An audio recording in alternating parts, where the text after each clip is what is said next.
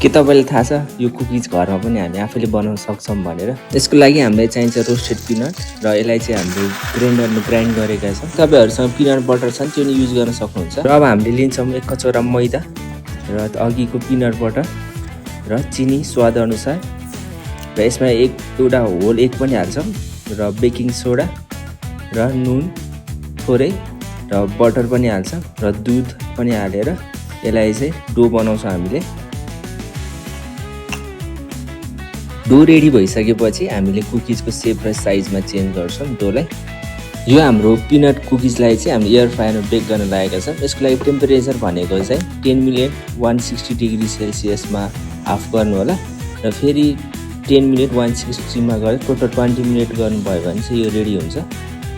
यदि तपाईहरुले पनि बनाउँदै हुनुहुन्छ भने यो कुकिज चाहिँ अलिकति स्मल साइजको बनाउनु होला र यसरी एयर टाइट गरेर राख्नु भयो भने यु क्यान इन्जोय इट।